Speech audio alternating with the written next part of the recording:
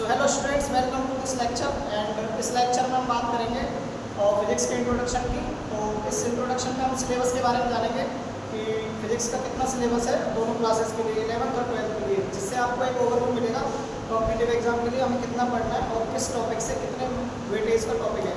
ठीक है, तो आइए हम स्टार्ट करते हैं इंट्रोडक्शन ऑफ फिजिक्स। तो फिजिक्स का इंट्रोडक्शन के लिए हम दोनों सब्जेक्ट की तरफ देखेंगे। तो पहले 11th के टॉपिक्स डिस्कस करते हैं यूनिट वाइज। 11th में पहली जो मोस्टली यूनिट आती है वो आती है मोशन। मोशन मीन्स गति। 11th क्लास में अपने पास में पढ़ने के लिए 3 तरह की गतियाँ हैं। पहली सरलरेखीय, दूसरी प्रक्षेप और तीसरी है रोटेशनल मोशन, यानी कि घूर्णन गति।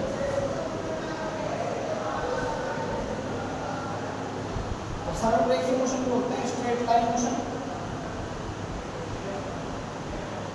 प्रक्षेप गति को बोलते हैं प्रोजेक्टाइल और घूर्णन गति को बोलते हैं रोटेशनल मोशन।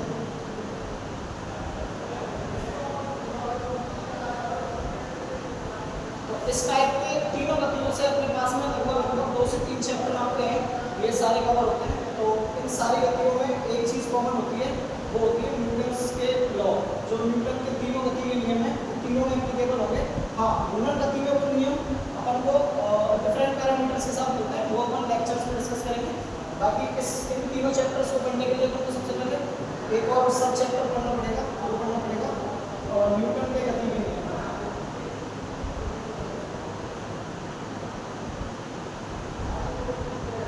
ये इन तीनों चैप्टर्स के लिए बेसिक का काम करता है। ठीक है, इसके बाद में मोशन के बाद में जो सेकंड यूनिट आती है 11th क्लास में, मोशन के बाद में जो सेकंड यूनिट आएगी अपने वो आएगी फ्लूइड मैकेनिक्स। फ्लूइड मैकेनिक्स के अंदर अपने 2 चैप्टर आएंगे। पहला आएगा स्टैटिक फ्लूइड, सेकंड आएगा डायनामिक फ्लूइड। स्टैटिक फ्लूइड के अंदर अपन मेनली डिस्कस करेंगे पास्कल लॉ के बारे में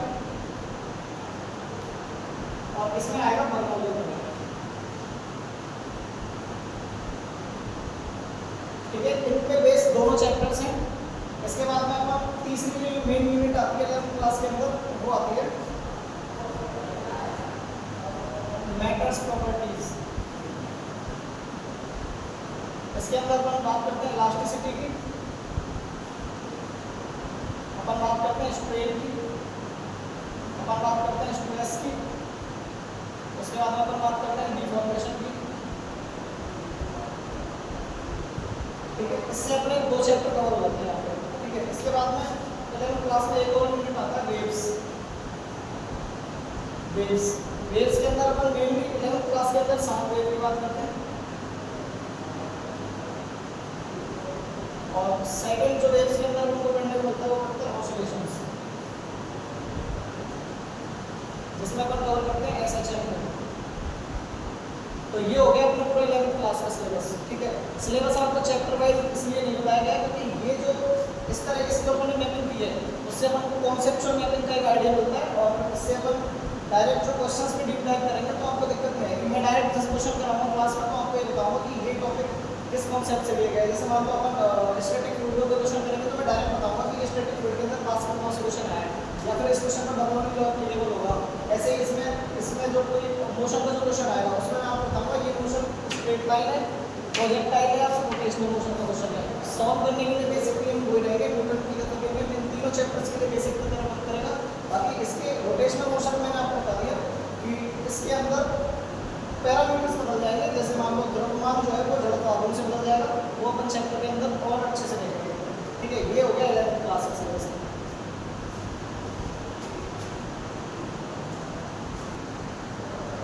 तो आइए अब देखते हैं 12th क्लास के कौन कौन से चैप्टर हैं। 12th के अंदर अपन अगर एनसीईआरटी की बात करें, एनसीईआरटी का सिलेबस हो जाता है लिमिटेड। ठीक है, लेकिन अपन को कॉम्पिटिटिव एग्जाम के लिए लिमिटेड सिलेबस फॉलो बिल्कुल नहीं करना है। हम आपको बताएंगे एनसीईआरटी से 11th आपको कॉम्पिटिटिव एग्जाम के लिए आईआईटी जेईई और नीट के लिए जो सिलेबस फॉलो होता है वो भी सिलेबस आपके सामने आप डिस्कस कर रहा हूँ।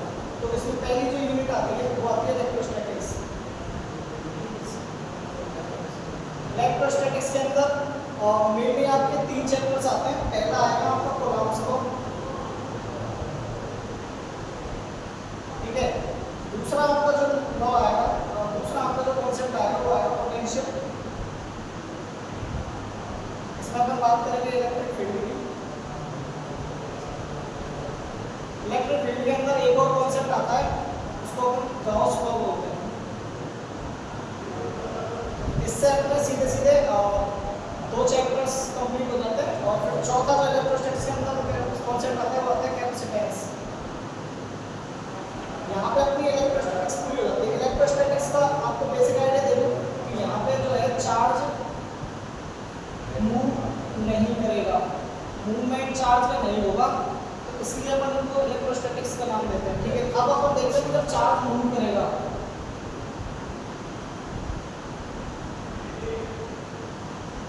तो यहाँ से अपने पास में 2 यूनिट होती है कि अगर चार्ज एक्सेलरेटिंग कंडीशन में है तो ये अपने साथ में electric current plus electric field plus magnetic field plus electromagnetic waves,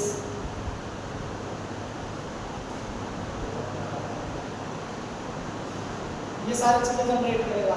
लेकिन अगर चार्ज एक्सेलरेटिंग नहीं है तो केवल और केवल ईएमडब्ल्यू प्रोड्यूस नहीं होगी, इलेक्ट्रिक करंट, इलेक्ट्रिक फील्ड और मैग्नेटिक फील्ड,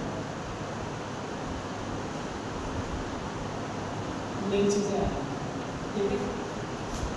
एक्सेलरेटिंग चार्ज का जो सीधा सीधा मतलब है वो है कि अगर मान लो आपका इलेक्ट्रॉन किसी वृत्त में घूम रहा है, ठीक है, या फिर चार्ज को कोई एक्सेलरेशन पावर दी गई है, तो उस केस में चार्ज को अपन बोलेंगे कि एक्सेलरेटिंग है। जैसे अपन साइक्लोट्रॉन आगे चल के टॉपिक पढ़ेंगे साइक्लोट्रॉन, उसके अंदर अपन देखेंगे कि इलेक्ट्रॉन को सर्किट में घुमाया गया है, तो हर बार वो सर्किट में घूमने से एनर्जी प्राप्त करता है, एनर्जी उसको एक्सेलरेटिंग करने में मदद करती है, जिससे अपन क्या होता है इलेक्ट्रोमैग्नेटिक वेव प्रोड्यूस करता है। यही काम अपन ऑसिलेटर्स के अंदर करते हैं, जो 2 लिंक होते हैं उसके अंदर इलेक्ट्रोमैग्नेटिक वेव प्रोड्यूस करने के लिए सबसे जो इम्पोर्टेंट कॉन्सेप्ट है वो है कि चार्ज का एक्सेलरेशन होना। समझ गए यहाँ तक बात को? तो इस पूरी चीज़ से अपने पास में कितने चैप्टर कवर होते हैं? इलेक्ट्रिक करंट, ये एक चैप्टर हो गया आपका, ठीक है। सेकंड जो चैप्टर है वो मैग्नेटिक फील्ड हो गया, ये सेकंड चैप्टर है। और तीसरा जो चैप्टर है इलेक्ट्रोमैग्नेटिक वेव्स, ये आपका हो गया थर्ड चैप्टर, ठीक है। समझ में आ गया?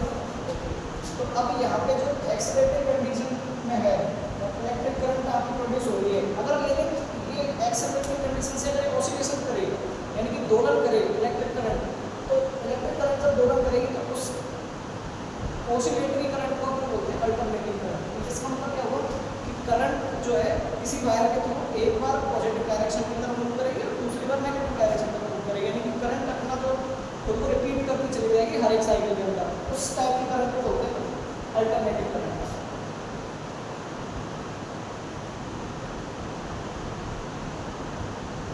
एक चैप्टर आपके ये, तो अपन चार्ज के थ्रू, जब चार्ज स्टैटिक था तब अपन ने 2 चैप्टर्स के बारे में कॉन्सेप्ट्स के बारे में देखा कि आपको कूलॉम्स लॉ पढ़ने को मिलेगा, पोटेंशियल पढ़ने को मिलेगा, इलेक्ट्रिक फील्ड पढ़ने को मिलेगी, कैपेसिटेंस पढ़ने को मिलेगा, ठीक है। जब चार्ज मूव करना स्टार्ट हो जाएगा तो इसमें 2 कंडीशन आ गई फिर से आपके सामने। पहला एक्सेलरेशन नहीं है, दूसरा एक्सेलरेशन है। एक्सेलरेशन जब नहीं है तो अपन को सिंपली यही 3 चैप्टर्स पढ़ने पड़ते हैं, इलेक्ट्रिक करंट, इलेक्ट्रिक फील्ड और मैग्नेटिक फील्ड, ओके। फिर जब चार्ज अगर एक्सेलरेटिंग मोड में आ गया, एक्सेलरेटिंग मोड में आने का मतलब है तो इलेक्ट्रिक करंट बनाएगा, इलेक्ट्रिक फील्ड बनाएगा, मैग्नेटिक फील्ड बनाएगा, और साथ ही साथ इलेक्ट्रोमैग्नेटिक वेव्स, विद्युत चुंबकीय तरंगें ये प्रोड्यूस करेगा, ठीक है। अब मैंने आपको बताया कि जब एक्सेलरेशन जो है अगर वो ऑसिलेशन के फॉर्म में है, ठीक है, इसका मतलब क्या हुआ कि या तो किसी सर्किल के थ्रू घूम रहा है या फिर चार्ज अपनी जो पोजीशन है वो अल्टरनेट कंडीशन में ला रहा है, यानी कि ऑसिलेशंस दे रहा है, तो उस केस में अल्टरनेटिव करंट प्रोड्यूस होती है। और ये आपका एक सेपरेट चैप्टर है, इसको अपन एसी करंट के नाम से बोलते हैं, एसी करंट। इलेक्ट्रोमैग्नेटिक वेव्स आपका सेपरेट चैप्टर है, ठीक है। इस तरीके से 12th का जो फर्स्ट पार्ट है वो आपका केवल 4 में कंप्लीट हो जाता है, ठीक है। और अपन देखते हैं सेकंड पार्ट। सेकंड पार्ट आपका क्या है?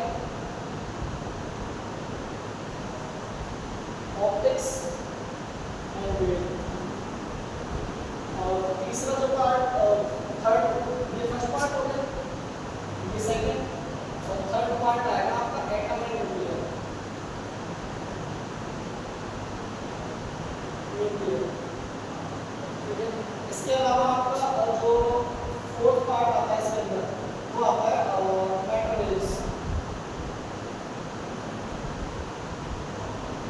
और फिफ्थ आता है आपका इलेक्ट्रॉनिक्स। ये 5 पार्ट हो गए और आपका पूरा सिलेबस डिपेंड करता है। लेकिन इलेक्ट्रॉनिक्स का एनसीईआरटी के सिलेबस से हटा दिया गया है और है भी तो बहुत कम, केवल एक इंट्रोडक्शन है, ठीक है। होने को तो इसमें अपन पढ़ेंगे कम्युनिकेशन पढ़ेंगे, ये पहले के सिलेबस में चलता था, लेकिन अब भी कंपटीशन में इससे सवाल आते हैं तो इसको तुमको पढ़ना बहुत जरूरी है, ठीक है। तो ये 6 पार्ट में आपका सिलेबस चलता है और सबसे जो मेन इम्पोर्टेंट और बहुत ही ज़्यादा आपका जो पार्ट है वो ये इलेक्ट्रिक फील्ड वाला पार्ट है, मैग्नेटिक फील्ड वाला पार्ट है। इस दोनों पोर्शन से मिक्स क्वेश्चन आते हैं। अभी तो इसमें आपको मैं ज़्यादा डिटेल में सिलेबस नहीं बताया, और जैसे अपन मैग्नेटिक फील्ड की जब चर्चा करेंगे तो इसके अंदर सेपरेट 3 चैप्टर होते हैं। पहला आता है आप मैग्नेटिक फील्ड, दूसरा आता है आप मैग्नेटिक फील्ड की स्टडी करते हो, तीसरा मैग्नेटिक फील्ड आप जनरेट करते हो, ठीक है। और फिर दूसरी बात एक और चैप्टर आता है इलेक्ट्रोमैग्नेटिक इंडक्शन। तो उसके अंदर क्या होता है कि मैग्नेटिक फील्ड में कुछ चेंजेस करके या फिर मैग्नेटिक फील्ड के फ्लक्स को चेंज करके आप एक अल्टरनेटिंग पोटेंशियल जनरेट करते हो किसी वायर के या फिर किसी एंटिटी के चारों ओर, उसको बोलते हैं अपन इंडक्शन, यानी कि प्रेरित किया, यानी कि कंटिन्यूसली चेंजिंग मैग्नेटिक फील्ड हमेशा कंटिन्यूसली चेंजिंग इलेक्ट्रिक फील्ड को जनरेट करता है। ये अपन मैक्सवेल्स लॉ में पढ़ते हैं, ठीक है। तो इस चक्कर में आप सिलेबस को आप मेरे अकॉर्डिंग अगर सेट करके दिमाग में तो आपको कॉम्पिटिटिव एग्जाम में दिक्कत नहीं आएगी, क्योंकि देखो मेनली क्या होता है अपन सिलेबस को पढ़ते हैं चैप्टर से में, अपन ये डिसाइड करना चल जाता है कि यार ये क्वेश्चन है किस चैप्टर का, लेकिन एक्चुअली क्वेश्चन आपसे कॉन्सेप्ट डिमांड करता है, आपको कॉन्सेप्ट आता ही नहीं आता, बस इतना होना चाहिए। कॉम्पिटिटिव एग्जाम के लिए आपको कॉन्सेप्ट आना चाहिए, आपको कोई फर्क नहीं पड़ता ये क्वेश्चन कौन से चैप्टर का है। मैं बता रहा हूँ ऑप्टिक्स का क्वेश्चन आप ज्योमेट्री से सॉल्व कर सकते हो, ऑप्टिक्स का क्वेश्चन आप ज्योमेट्री से सॉल्व कर सकते हो, क्योंकि ऑप्टिक्स में क्वेश्चन आते ही है जो ज्योमेट्री में होते हैं, ठीक है। ऑप्टिक्स से ज़्यादा कॉन्सेप्ट है नहीं, ऑप्टिक्स केवल फॉर्मूला ले सकते हैं, फॉर्मूलाज आपको याद होने चाहिए और मुश्किल से 2-3 फॉर्मूले हैं, ठीक है। पहला फॉर्मूला आपको क्या है, लेंस मेकर, फिर दूसरा है लेंस फॉर्मूला है, ठीक है। फिर एक फॉर्मूला है फिर एक फॉर्मूला है नंबर, ये बस ये पूरे ऑप्टिक्स है आपके, ठीक है। वेव्स के अंदर आप ये नंबर पढ़ेंगे और जो साउंड वेव्स है उसका रिजल्ट करेंगे। ऑप्टिक्स और वेव से मिक्स क्वेश्चन आएगा, ठीक है, मिक्स क्वेश्चन आएगा। इसके बाद अपन आगे इसमें पढ़ेंगे डॉपलर इफेक्ट, वेव्स के अंदर ही पढ़ते हैं, साउंड वेव के अंदर डॉपलर इफेक्ट, जो इसमें जो वेव्स होगा जो डेमो क्लास का क्वेश्चन देखा था उसके अंदर अपन उसी को यहाँ पे रिपीट करेंगे और इसमें डॉपलर इफेक्ट और पढ़ेंगे, ठीक है। उसके बाद में एटम एंड न्यूक्लियस, ये भी थ्योरेटिकल सब्जेक्ट है, थ्योरेटिकल पोर्शन पूरा, ठीक है। इसके अंदर अपन क्या देखेंगे कि इसमें अपन बोर्स मॉडल देखेंगे। मॉडल बहुत सारे हैं लेकिन क्वेश्चन कहाँ से उठ के आना है, बोर्स मॉडल से आना है, तो अपन को मेन उसी कॉन्सेप्ट क्लियर करना है जहाँ से क्वेश्चन आ रहा है, ठीक है। वो थ्योरी के लिए आप रिमेंबर कर सकते हो, बोर्ड से आपको देगा, बस के लिए आपको प्रेफर करके और जो मॉडल है उसको कर सकते हैं, लेकिन मेनली जो क्वेश्चन उठ के आएगा वो बोर्ड से, ठीक है। अभी पढ़ेंगे सारे, लेकिन मैं आपसे केवल सिलेबस डिस्कशन में इसलिए आपको जोड़ दे रहा हूँ ताकि आपको पढ़ने से पहले वो करें आपको किस तरीके से करना है, बस इतना आप समझ गए। आपका कॉम्पिटिशन एग्जाम क्रैक करने से कोई नहीं होता है, समझ गए। तो बोर्ड्स मॉडल पे हम डिस्कस करेंगे, उसके बाद में अपन रेडियो एक्टिविटी की बात करेंगे, ठीक है, और सुपर कंडक्टिविटी की बात करेंगे। अब आप सोच रहे होंगे सुपर कंडक्टिविटी की बात है यहाँ पे क्यों करूँगा, ठीक है।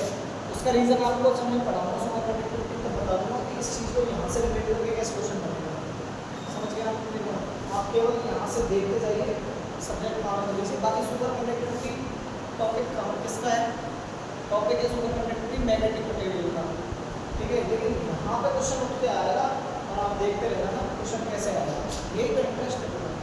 मैं आपको मेरे तरीके से इसलिए देना चाहता हूँ क्योंकि आपको ये पता होना चाहिए कि केवल कहाँ से कॉन्सेप्ट घूमेगा, कैसे क्वेश्चन बनेगा, बस इतना रखिएगा, ठीक है। बाकी सुपर कंडक्टिविटी जो है कॉन्सेप्ट मैग्नेटिक मटेरियल का है, इलेक्ट्रॉनिक्स के अंदर आपके पास में अपन पढ़ेंगे केवल और केवल ठीक है। इसके अलावा अपन पढ़ेंगे बेसिक्स, उसके बाद अपन डायोड, जीनर, जीनर से क्वेश्चन आएगा 110% यहाँ से क्वेश्चन क्या आएगा जीनर डायोड से, ओके। उसके बाद अपन मेटल वेव्स के अंदर डी ब्रोगी, ठीक है, एक ही क्वेश्चन है और एक प्लांट से कम्युनिकेशन के अंदर अपन पढ़ते हैं रेडियो कम्युनिकेशन, ये थ्योरेटिकल चैप्टर है। वैसे होने को तो कम्युनिकेशन के ऊपर पूरी ब्रांच चलती है, लेकिन ये ट्वेल्थ के लिए कॉम्पिटिटिव आपके लिए थ्योरेटिकल चैप्टर। रेडियो कम्युनिकेशन पढ़ेंगे, इसके थ्री टाइप्स हैं, उनके ऊपर चर्चा करेंगे और लास्ट में इसके अंदर एक एलओएस का कॉन्सेप्ट आता है, लाइन ऑफ साइट कम्युनिकेशन,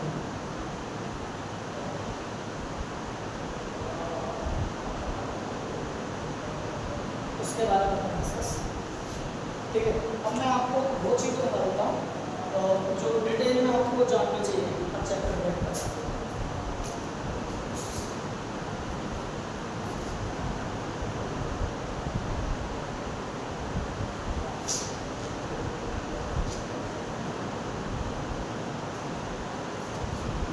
अपन ने यहाँ से 2 यूनिट देखी थी, सेपरेट पहली जो यूनिट थी वो मैग्नेटिज्म, इस पूरी अकेली यूनिट पे अपन बात करते हैं। तो मैग्नेटिज्म के अंदर आपके सबसे पहला है ऑटोमैग्नेटिज्म, ये एक सेपरेट चैप्टर है। सेकंड जो चैप्टर है वो है currents magnetism. Electric currents magnetism का मतलब ये होता है कि अगर किसी वायर से इलेक्ट्रिक करंट प्रोड्यूस होता है तो उसके कारण अपन मैग्नेटिज्म की चर्चा करेंगे, वो कैसे करेंगे, ठीक है। ये जो है इसमें जो मेनली आया वो आया बाद में, ठीक है। और यहाँ पे आया इलेक्ट्रिक करंट के कारण अगर मैग्नेटिज्म प्रोड्यूस हो रहा है उसकी अपन डिटेल चर्चा करते हैं इस पूरे चैप्टर के अंदर, ठीक है। अपन इसमें देखेंगे कि अपन इलेक्ट्रिक करंट से मैग्नेटिज्म कैसे बनता है, अपन चर्चा करेंगे सोलेनॉइड में, अपन चर्चा करेंगे टॉरॉइड में, ठीक है। सोलेनॉइड बनाने के लिए पता क्या किया जाता है, सोलेनॉइड बनाने के लिए क्या करते हैं बताइए कि इलेक्ट्रिक करंट प्रोड्यूस करके अपन उसके अंदर एक क्रूड या फिर कच्चे लोहे का एक बार रख देते हैं, ठीक है। तो उससे क्या होता है कि वो इलेक्ट्रिक करंट प्रोवाइड जो अपनी कॉइल है वो एक मैग्नेट की बातें बिहेव करती है, सुपर मैग्नेट की बातें बिहेव करती है। तो इस चीज़ को हम बोलते हैं सोलेनॉइड इफेक्ट, ओके। इन चीज़ों की अपन बात करेंगे, फिर अपन नेक्स्ट चैप्टर में बात करेंगे इलेक्ट्रोमैग्नेटिक इंडक्शन। इसमें क्या होगा कि अपन मैग्नेटिक फ्लक्स में कुछ चेंजेस करेंगे, ठीक है। मैग्नेटिक फ्लक्स से अपन बनाएंगे इलेक्ट्रिक करंट, ये कन्वर्जन होगा और इसी कन्वर्जन या फिर इसी इफेक्ट को बोलते हैं अपन इलेक्ट्रोमैग्नेटिक इंडक्शन, ठीक है। मैग्नेटिक इफेक्ट को अपन इलेक्ट्रिक करंट में कन्वर्ट कर देंगे, इसको अपन बोलते हैं इलेक्ट्रोमैग्नेटिक इंडक्शन। इलेक्ट्रोमैग्नेटिक इंडक्शन की वजह से ही अपन अल्टरनेटर बना पाते हैं। आपको एक बात मैं यहाँ पर बताता हूँ कि इलेक्ट्रोमैग्नेटिक इंडक्शन की वजह से अपन अल्टरनेटर बना पाते हैं। अल्टरनेटर के अंदर क्या होता है कि 2 मैग्नेटिक कॉइल्स होती है, ठीक है। दोनों मैग्नेटिक कॉइल्स का जो फ्लक्स है, जो लिंक फ्लक्स है, उसमें अपन करते हैं चेंजेस, ठीक है। तो जो एक कॉइल होती है उसके अंदर इलेक्ट्रिक करंट अपन प्रोड्यूस करते हैं और उस इलेक्ट्रिक करंट प्रोड्यूस होने वाली कॉइल की जो मैग्नेटिक फ्लक्स है जो सेकंड वाली कॉइल से लिंक है उसके अपन करेंगे चेंजेस, जिसके कारण जो फर्स्ट फ्लक्स है, जो फर्स्ट वाली कॉइल है उसके अंदर जो फ्लक्स लिंकेज है वो होगी चेंज, इलेक्ट्रिक करंट को करेंगे प्रोड्यूस, ठीक है। तो इससे जो लाइट प्रोड्यूस होती है, इलेक्ट्रिक करंट प्रोड्यूस होती है, वो बाई नेचर में होती है एसी करंट होती है, ठीक है। अगर इसको भी अपन एसी सप्लाई देते हैं क्योंकि ये एसी सप्लाई जाएगी सोलेनॉइड में, सोलेनॉइड प्रोड्यूस करेगा मैग्नेटिक फ्लक्स, मैग्नेटिक फ्लक्स में अपन करेंगे चेंजेस, अल्टरनेट चेंजेस हो रहे हैं, तो ये जो इलेक्ट्रिक करंट प्रोड्यूस करेगा ये रिक्वायर्ड फोर्स क्या होगी, एसी होगी। इस टाइप को आपको पूरी तरह याद रखना है कि कहाँ से क्या कन्वर्ट होता है, ठीक है। इलेक्ट्रिक करंट के मैग्नेटिज्म को क्या इफेक्ट होता है और मैग्नेटिज्म के इलेक्ट्रिक करंट को क्या इफेक्ट होता है, बस इन चीज़ों को पूरा आप याद कर जाओ, समझ जाओ बस पूरे कॉन्सेप्ट को। तो क्वेश्चन कुछ नहीं है, आपको ये पता भी नहीं होगा कि क्वेश्चन किस चीज़ का है, आपको केवल कॉन्सेप्ट आना चाहिए। चैप्टर वाइज कोई मार्किंग स्कीम आने रहती है, आपको कॉन्सेप्चुअल मजबूत करना है, आपको बिहेवियर मजबूत करना है, आपको न्यूमेरिकल स्ट्रॉन्ग करना है, ठीक है। चैप्टर वैप्टर कोई लेना नहीं, इससे मतलब कोई। उसके बाद में EMI और चौथा जो चैप्टर इसके अंदर AC करंट, इसमें इंक्लूड कर प्रोचुरेशन एंड ट्रांसफर। तो ये काम आपका फिजिक्स का पूरा सिलेबस, और इस पूरे सिलेबस को अपन डिटेल में स्टडी करेंगे। कल से अपन 11th क्लास का पोर्शन शुरू करेंगे, ठीक है। तो पोर्शन के अंदर मैं बेसिक से स्टार्ट करता हूँ, न्यूटन्स लॉ ऑफ मोशन से बिल्कुल जीरो से स्टार्ट करेंगे, जिसमें कुछ नहीं आता टेंशन बिल्कुल ना लें, आप केवल नेक्स्ट लेक्चर अटेंड करें, आपको श्योरिटी के साथ में सब कुछ समझ में आएगा और आप धीरे धीरे क्वेश्चन को क्रैक करना शुरू करेंगे। हाँ, थ्योरेटिकल आपको धीरे धीरे मतलब थ्योरी कम करवाएंगे, लेकिन आपको क्वेश्चन पूरे आने चाहिए, ठीक है। जय हिंद।